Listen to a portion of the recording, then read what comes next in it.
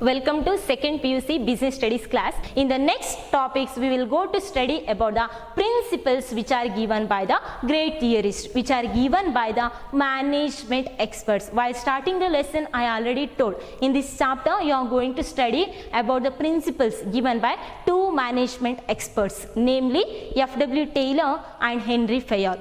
Now, we will study about the principle which are given by F.W. Taylor. So, we will move to the scientific management principles. F.W. Taylor. His full name is Frederick Winslow Taylor. F.W. Taylor in the sense Frederick Winslow Taylor. And his lifetime was from March 20, 1856 to March 21, 1915. His lifetime was March 20, 1856 to March 21, 1915. And profession. What was the profession? He was an American mechanical engineer. So the Taylor was an American mechanical engineer. Why I am telling this? Because another theorist you have to study regarding Henry Fayol. He was a mining engineer, but Taylor was a mechanical engineer. And position, education. In order to be a mechanical engineer, of course, you have to get degree in mechanical engineering. He got degree in mechanical engineering from Stevens Institute of Technology. He got degree from Stevens Institute of Technology in 1883. And after that, what was the positions held? Firstly, he was an apprentice mechanist in 1874. He was an apprentice mechanist in 1874. After that, he became executive. After the mechanist, he became executive at Midwell Steel Company in 1884. He became executive at Midwell Steel Company in 1884. And after that, at Bethlehem Iron Company. He worked at Bethlehem Iron Company in 1898. But later it became as a Bethlehem Steel Company. Nowadays it is called as Bethlehem Steel Company. But earlier it was Bethlehem Iron Company. But now it is Bethlehem Steel Company. He joined to that company in 1898. And after that, he was a professor at Tuck School of Business, founded in 1900. He became a professor at Tuck School of Business, founded in 1900. And after that, he became a president. After that, he became a president of American Society of Mechanical Engineers from 1906 to 1907. He became a president of American Society of Mechanical Engineers from 1906 to 1907, only 1 year. And what are his writings? He wrote so many books. I mentioned only 3 books here. He written so many books. So the writings, importantly, Principles of Scientific Management and Piece Rate System and Shop Floor. I mentioned few books only. So the Principles of Scientific Management, Piece Rate System and Shop Floor.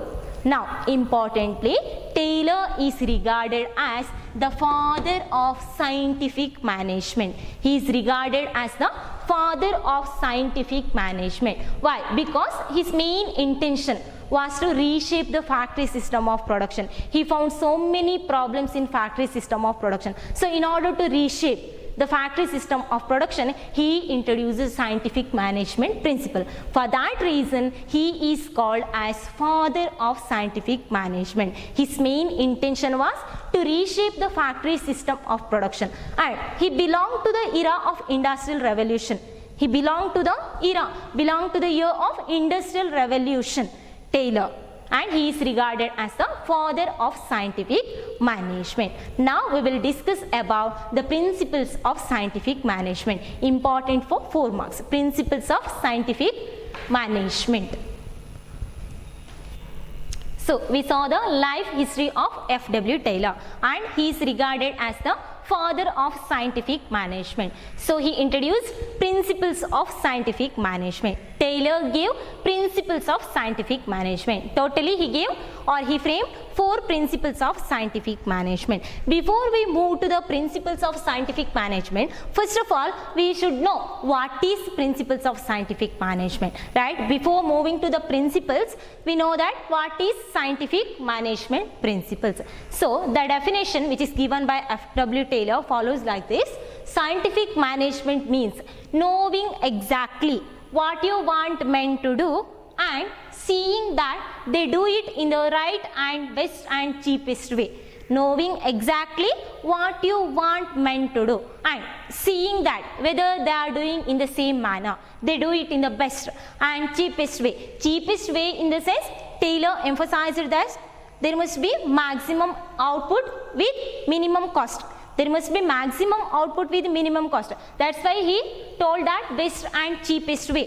Knowing exactly, you must know what the person have to do, what the employees must do, and then you have to check whether they are doing it in the right way, whether they are doing it in the best and cheapest way. This is the definition given by F.W. Taylor regarding the scientific management. Important for 2 marks. Define scientific management. And we will straightly move to the principles contributed by F.W. Taylor. These principles are called as scientific management principle. Either they can ask explain the principles of scientific management, or they can ask explain the principles contributed by F.W. Taylor. So F.W. Taylor in the sense scientific management principle. So the first principle, science not rule of thumb. Science not rule of thumb. Taylor told that science is a not rule of thumb. So in order to know not a rule of thumb, you must know what is rule of thumb. Then only you can understand what is not a rule of thumb, right? So before that we will go to what is rule of thumb.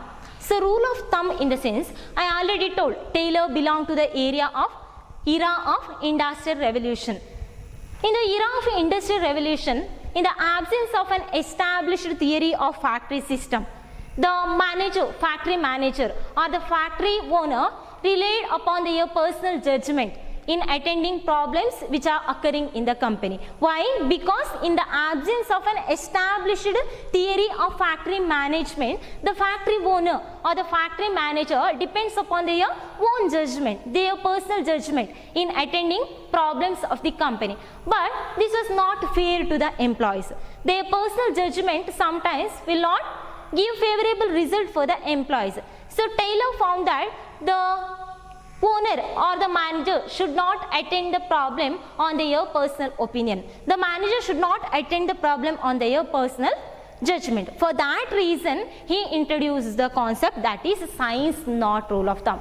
Taylor told that there is only one best way of doing the job. Because in the definition itself, he told that they do it in the best and cheapest way.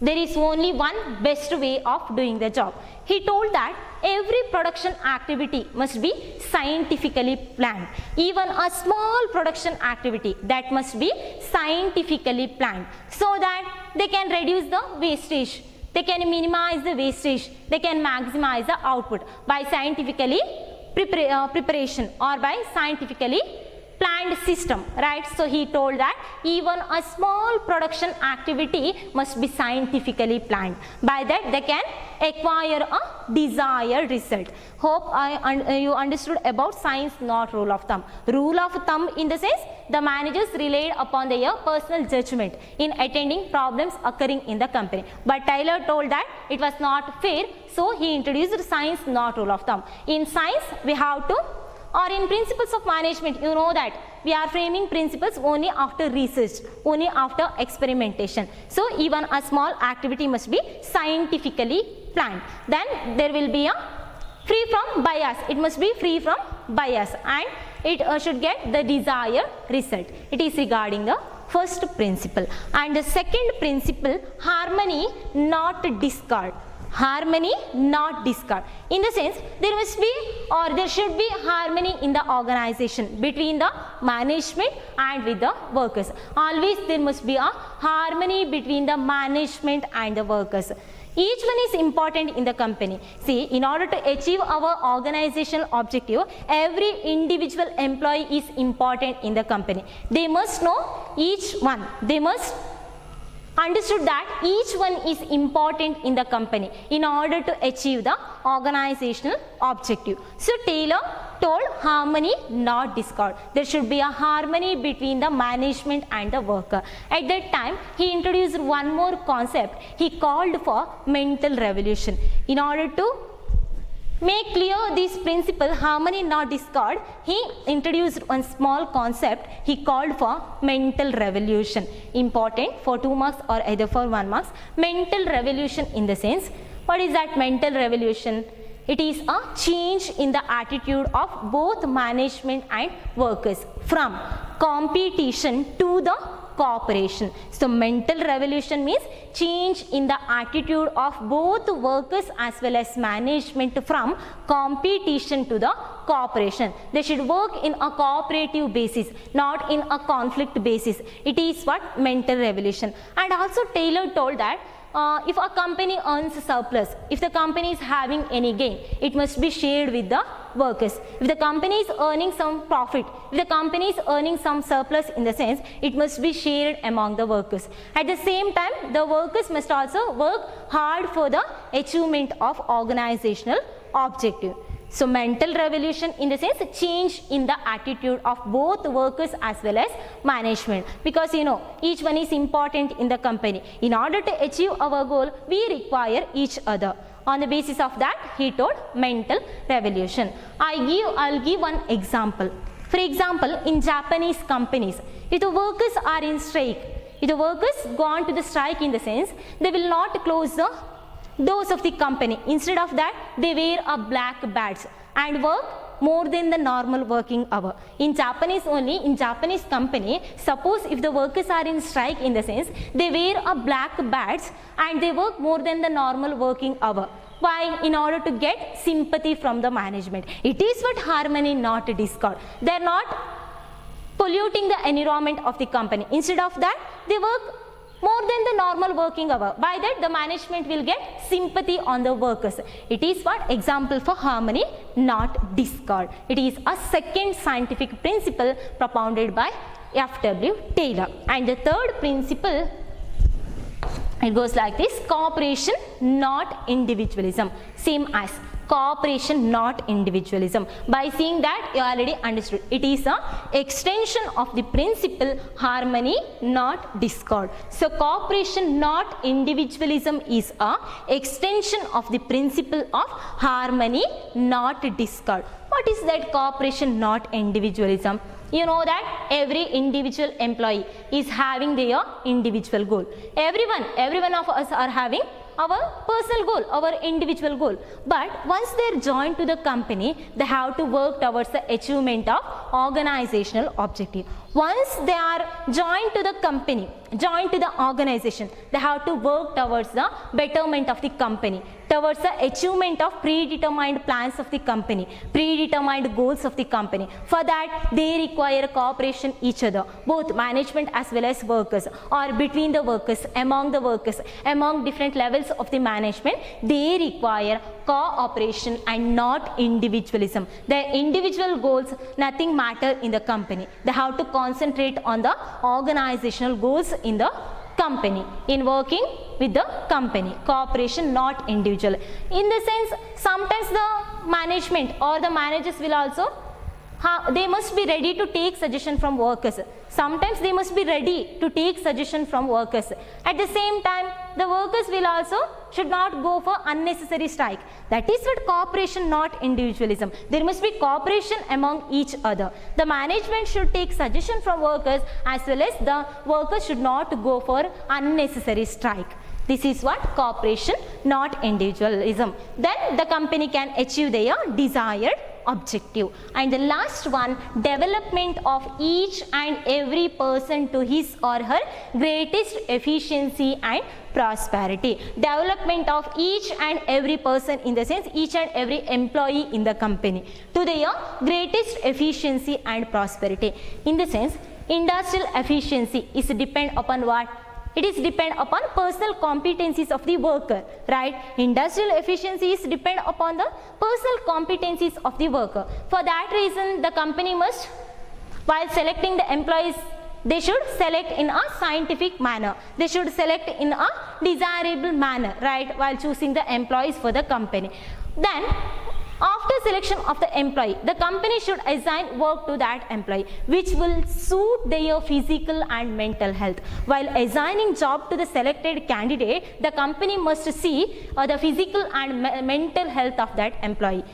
The suitable job is assigned to the selected candidate. Then they will work hard for the company. They will improve their efficiency. They will improve their performance. While they are improved their performance, in the sense, it is the development of them. It is the development of each and every person to his or her greatest efficiency and prosperity. In the sense, the company should assign job to the worker, assign job to the employee which will suit their physical and mental health. For example, I will give one example. Suppose one person is very good mental health, in the sense he is brilliant, then the company can assign planning in charge. Then the company can give a planning system or planning function. Suppose the employee is physically good, then the company can assign some machinery work. Understood? This is regarding the development of each and every person to his or her greatest efficiency and prosperity. These are all the principles contributed by F.W. Taylor, and he is regarded as the father of scientific management. Important for 4 marks. So we discussed about principles contributed by F.W. Taylor. Taylor's scientific management principles. After that, the techniques of scientific management. Generally, Taylor gave 7 techniques of scientific management. So the principle is different, technique is different. So totally, he gave 7 techniques of scientific management, namely functional foremanship, standardization and simplification, method study, motion study, time study, fatigue study and differential piece wage system. So Taylor gave totally 7 techniques of scientific management, and also he advocated separation of planning and execution function. Important for 1 mark. Taylor advocated separation of planning and execution function, and after that he gave techniques of scientific management. So these techniques, under that first one, functional foremanship. So this functional foremanship technique is the extension of the principle division of work and specialization. So functional foremanship is the extension of the principle division of work and specialization. Under that there will be one graph, by that you can understand easily. So here there is one graph explaining about functional foremanship of Taylor. This is the graph explaining about functional foremanship of Taylor. So according to Taylor, every worker should get order from 8 foremans. Each and every worker should get order from 8 foremans. Foremans in the sense functional foremanship. These foremans are also called as 8 specialists. Every worker have to get order from 8 specialists. While getting order from these specialists, the specialist must have knowledge. They should have knowledge. They must have judgment capacity. They must have honesty. They must have good health. So while getting orders from these 8 specialists, first of all, the specialist should have good health, good habit, honesty and required knowledge, judgment capacity, etc. So functional foremanship. Here under this functional foremanship, at the top there will be a factory manager, and the factory is divided under 2 heads. First one is planning in charge and the second one is production in charge. So at the top there will be a factory manager. Under him there will be a 2 department, namely planning in charge and production in charge. Under planning in charge there will be 4 specialists. Under planning in charge there will be 4 specialists, in the sense 4 foremans. Under production in charge also there are 4 specialists or foremen. Specialists and foremen are one and the same. Under planning in charge and production in charge, totally we are having 8 foremans. Totally we are having 8 specialists. So the worker should get order from these 8 specialists. Now let us see what is this instruction card clerk, route clerk. Under this planning in charge, 4 specialists are instruction card clerk, route clerk, time and cost clerk and disciplinarian. Under planning in charge, instruction card clerk, route clerk, time and cost clerk and disciplinarian are there. Now we will see what is this instruction card clerk. What are the tasks performed by this instruction card clerk? The name itself says instruction, in the sense drafting instruction for the company. This instruction card clerk will draft instruction for the company. And then route clerk, the name itself, see, route clerk, in the sense specifying the route for production. Specifying route for production. And the next one, time and cost clerk, see here, preparing time and cost sheet. In your accountancy you already studied about cost sheet, right? Time and cost clerk, preparing time and cost sheet.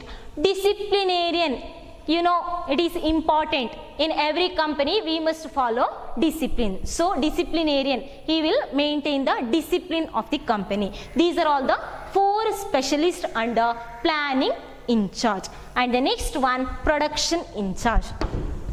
In production in charge also there are 4 specialists, namely gang boss, speed boss, repair boss and inspector. There are 4 specialists, namely gang boss, speed boss, repair boss and inspectors. Now how to see what are the tasks performed by these gang boss, speed boss, repair boss and inspector. First one, gang boss. Gang boss, in the sense keeping machines and tools ready for the job. In order to work in a factory, what we require? Machines and tools. So keeping machines and tools ready for the job, it is the task performed by gang boss. He will keep ready the machines and tools required for the production activity. And speed boss, the name itself says, what is speed boss? Timely and accurate completion of the job. In organization we have to complete the job on time. This time is maintained by speed boss. Timely and accurate completion of the job. And the next one, repair boss, in the sense ensuring proper working conditions of the machine. Repair boss, you have to see the proper working condition of the machine. Don't get confused here, gang boss and repair boss. Gang boss, in the sense he will keep ready the machines and tool, but the condition is checked by repair boss.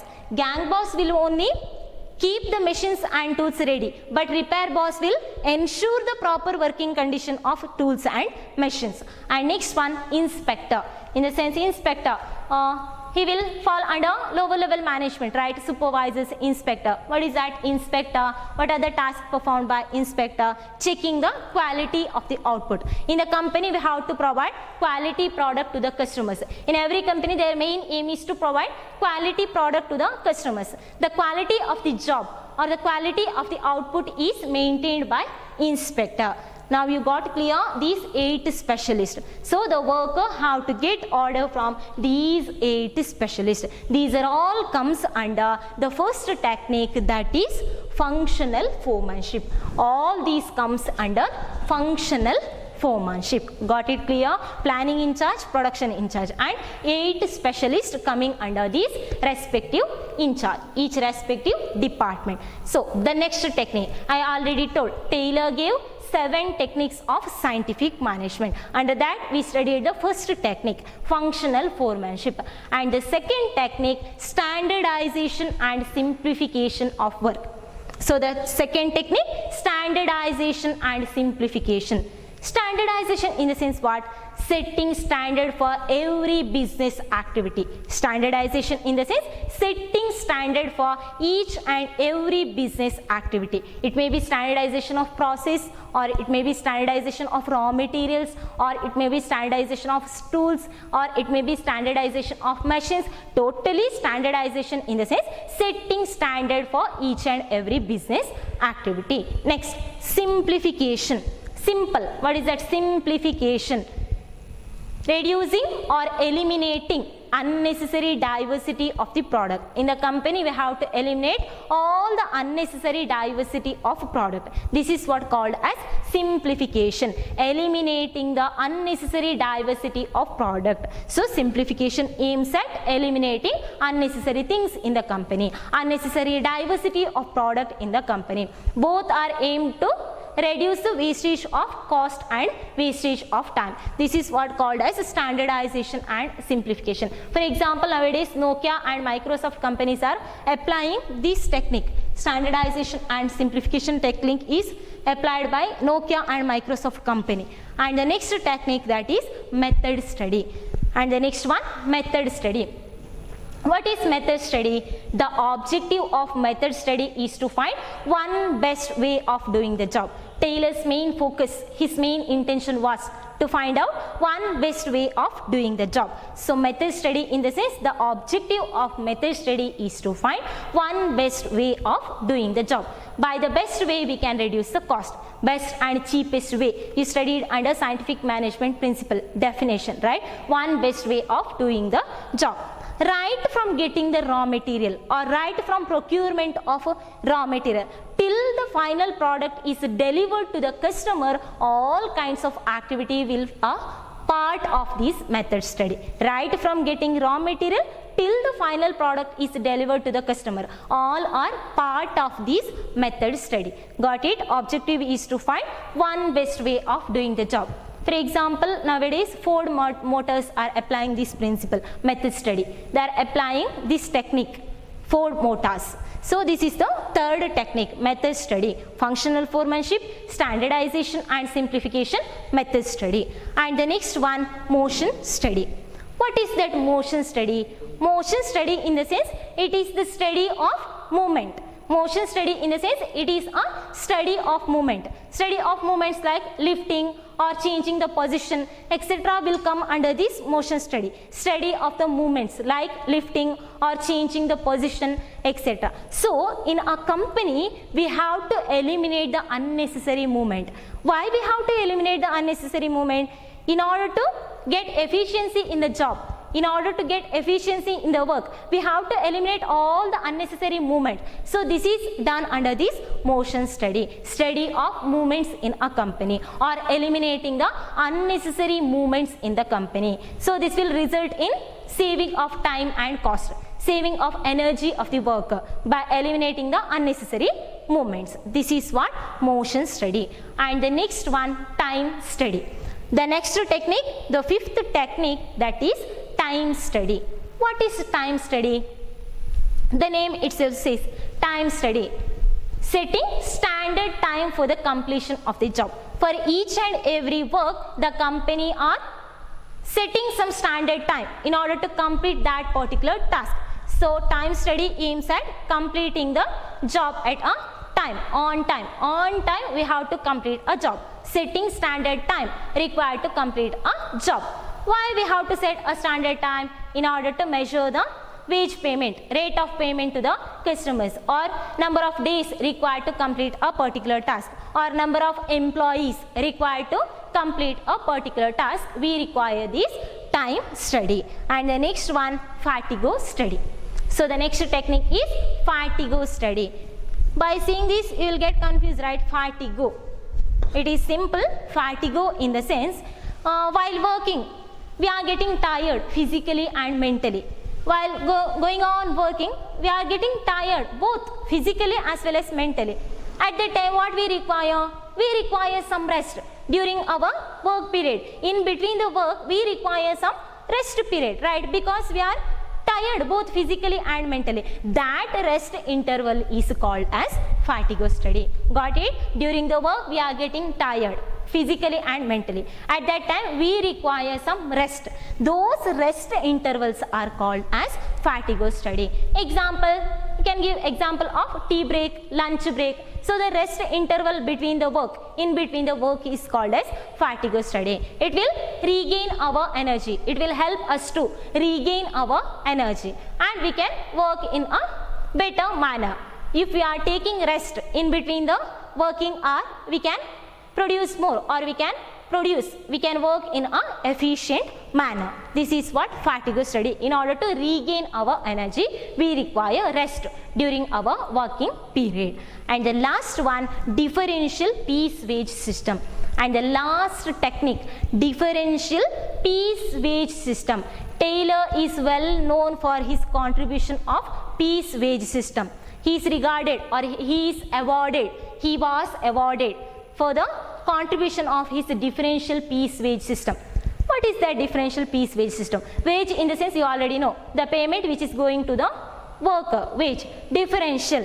So differential piece wage system in the sense differences in the payment of wages for efficient worker and inefficient worker. In the sense differentiating the efficient worker and inefficient worker. They are not paying same wage for the efficient and inefficient worker. They are paying different wage rate for the efficient one and inefficient one. So differentiating the efficient worker and inefficient worker is called as differential piece wage system. They are paying higher wages to the efficient worker and less wage to the inefficient worker. This is what differential piece wage system. Differences in wage payment. Differences in payment of wages to the workers depend upon their performance, depend upon their efficiency. Efficient worker are getting more payment and inefficient one are getting less payment.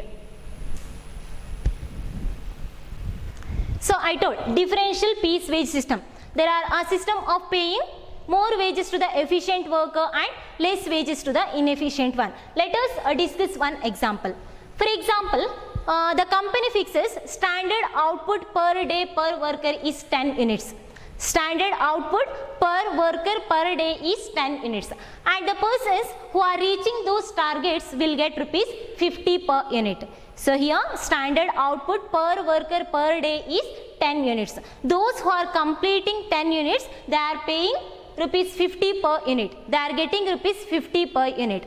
And the person who are not reaching those target, the person who are not reaching 10 units per day, they are getting only rupees 40 per unit. The persons who are not reaching 10 units per day, they are getting rupees 40 per unit. Now, one worker will complete 11 units in a day. One worker completed 11 units in a day. In the sense, he already reached the target. The target was 10 units per day, but he produced 11 units per day. Now he will be paid on the rate of rupees 50 per unit. In the sense 11 into 50, 550 rupees per day he is getting. He is getting rupees 550 per day. Now another work, he is not able to reach the target. Their target was 10 units, but he completed only 9 units.